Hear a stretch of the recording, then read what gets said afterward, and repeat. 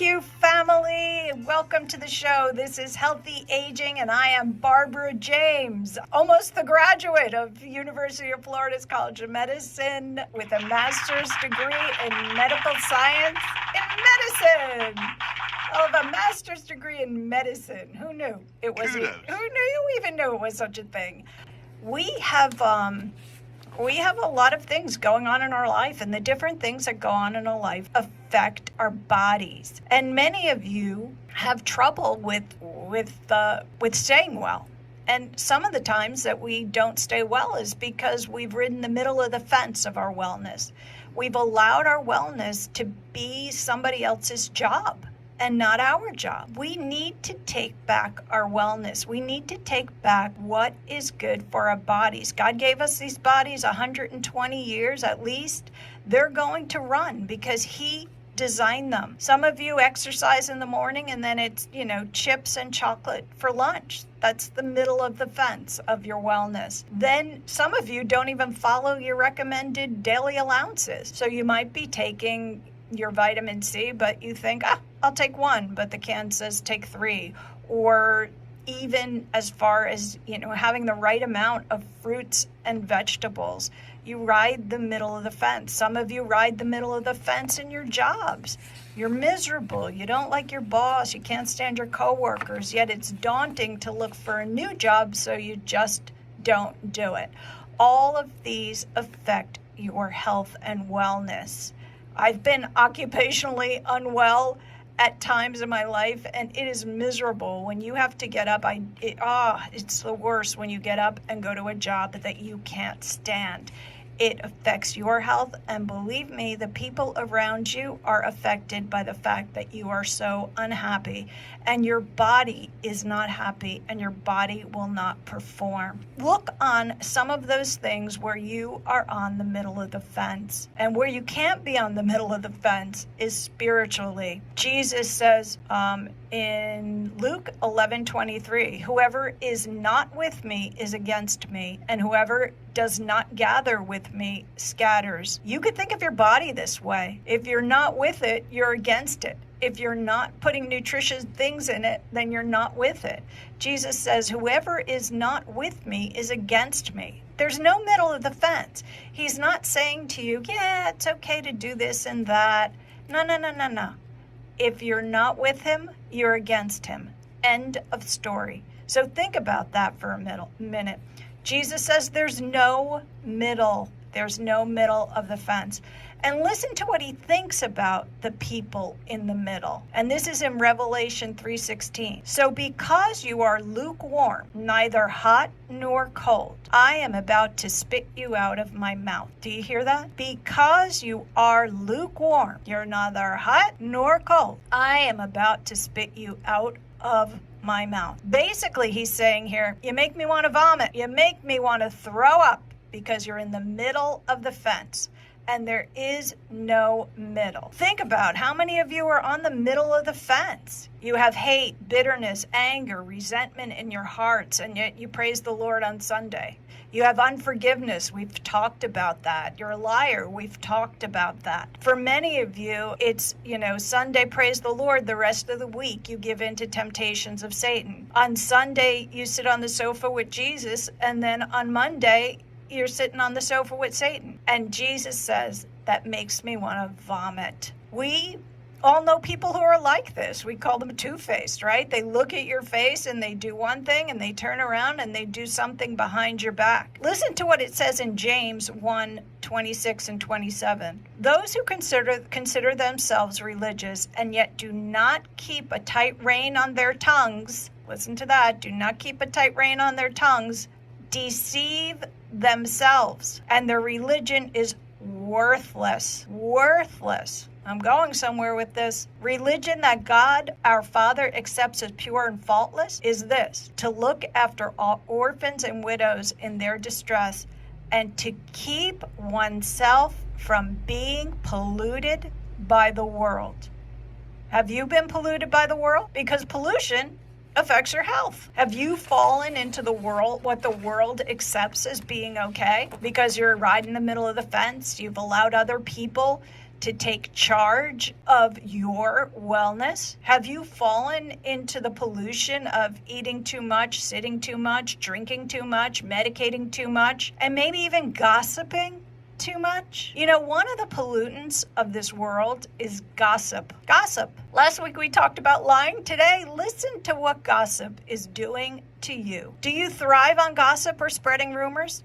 Are you the first to pick up the phone and call everyone to tell them somebody else's misery? Like, hey, Sadie got divorced. Isn't that great? Oh my goodness, I couldn't stand her husband anyway. What about, when somebody's kid's gone wrong? You're like, oh, did you see Bob's son got thrown in jail? He deserved it. What about somebody else's heartache or their haircut? Oh, gosh, I saw Sue's hair. It's terrible. Didn't Joe gain weight? Oh, look at, Jenny's fat daughter. I can't believe it. She looks disgusting. People's heartache becomes adrenaline for some of you. Telling things about people is wrong. So if somebody comes up to you and confides in a story, like Jane comes up to you and she says, oh, I'm moving next week, don't tell anybody. Don't pick up the phone and tell somebody. And many of you, I've had friends like this. I'd be like, don't tell anybody. And then next thing you know, they're like, oh, I just told my husband. And no, even your husband, don't tell anybody means don't tell anyone. That's gossip. Gossip is hurtful. I just heard a story last night of one of my friends who was talking to somebody and that person says, hey, X, Y, and Z about you, I heard. And she's like, that's not even true. Where'd you hear that? And they're like, Sadie told me. So she goes and confronts Sadie and she's like, hey, why are you telling people X, Y, and Z? And she's like, well, I thought it was true. She goes, well, if you want to know if it's true, come to me. If you have issues with people, the Bible is clear. Go to that person because this affects everyone. Some of you don't even wait to get out of church before you gossip. It's like, oh gosh, did you see the pastor's jacket? What is his wife wearing today? Realize that each of those things is gossip. And you know what Jesus says? Makes me want to vomit. Makes him want to vomit. Now listen to this. According to Health Watch online, there's an article and it's titled, Toxic Gossip Can Hurt Your Health. So here's where we're going with this. Toxic gossip can hurt your health. It was written by Connie Fellman in 2022. I'm going to summarize the article for you. And here it is. This is what gossip does to your body when you're gossiping. Gossip spikes the adrenaline, which spikes your cortisol. Your cortisol is your stress hormone. Now you have these glands on top of your kidneys and they're called adrenal glands. And they're, I don't know, like walnut size or something like that. And they keep firing hormones to keep your body in balance. So they secrete, probably you know the hormone adrenaline. You know what adrenaline is, right? You've heard that before. So one of the things that the adrenal glands secretes is adrenaline. So when you're gossiping, your adrenaline spikes. So now we're secreting adrenaline, which is secreting the cortisol. The cortisol spikes in the body. The cortisol needs fuel from your body. So now your body is getting in a mode of just being fired up. And if your body stays in that high adrenaline state, you have problems. You have sickness. And let me just explain a little bit about this high adrenaline state. I'm going to read directly from this article for what a doctor is saying here. So I quote, it's like driving a car on a freeway in second gear. It is just running and racing and racing. That is, unquote, that is what your body is doing when you're gossiping. It is running and running and running and running and running. And let me go back to the article. I quote, so anytime you go to the mode of gossiping or speaking negative about people, you've actually now fired up your fight or flight physiology, end quote. So let me explain to you what he's saying there. You have your central nervous system is two parts. It's a fight and flight and a rest and digest. Your fight and flight part of your central nervous system is for things like, oh my gosh, I see a bear. So your body, your blood pressure goes up and your heart starts racing and your body is in that fight or flight. It's going to, either take down the bear or you're going to run away, but your body knows to respond at that high level. Then your central nervous system also has a rest and digest. And the rest and digest part of the central nervous system, it does just that. It's used for, like, I eat food, it goes down in my digestive system and I'm digesting, going to the bathroom. All of those are rest and digest. So they work together. So if you're in fight or flight, your body doesn't want to go to the bathroom because that's rest and digest. So see what's happening. When you're gossiping, your body is staying in that high level of fight or flight. That's your central nervous system. All of the nerves that are firing and triggering, trying to keep your organs healthy, you're now firing them up because, Sadie got fat. It's ridiculous. So this means, listen to what happens here, is that your blood pressure goes up and stays elevated. Your heart rate increases and stays elevated. Think about that. I wonder for some people out there if they don't have high blood pressure. You just need to zip it.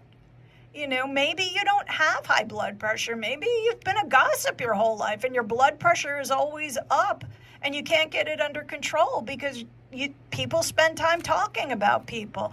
Some people out there thrive on this. They love somebody else's heartache and want to talk about it. Well, I'm here to tell you that causes sickness in your body. So the next time you're going to speak poorly about somebody, remember, this is causing sickness in your body. Now, the article goes on to quote this doctor, Dr. David Hanscom, and I quote, "Over time, your body can stay in fight or flight mode, which can make you feel helpless, angry, and anxious," end quote. So this cycle leads to sickness. Now, he continues and he says this, and I quote, "Your immune system," listen to this, "your immune system starts attacking your own tissues. Your metabolism or your fuel consumption starts taking fuel from your tendons and your ligaments and your cartilage and actually your brain. Gossiping can also bring on exhaustion, anxiety, and depression," end quote. Do you hear that? People that gossip, your immune system is attacking its own tissues. You are depleting your tendons, your ligaments, your cartilage because of the words that come out of your mouth. Now, I am with you here. I didn't understand this to the level until I started studying this out for the show. And many of you are going, wait a minute, I want to talk bad about my boss, but no more, because talking bad about your boss and not solving the problem is making you sick. Talking bad about your husband or your wife or your children or your parents is making you sick. Solve the problem. But let's see what the Bible has to say. God is saying in Romans, if you want to be evil, I'll turn you over to your depravity. So listen to what God says in Romans 1:28-32. "Furthermore, just as they did not think it worthwhile to retain the knowledge of God, so God gave them over to their depraved mind, so that they do ought not what to be done. They have been filled with every kind of wickedness, evil, greed, and depravity. They are full of envy, murder, strife, deceit, malice. They are gossips." And we'll be back.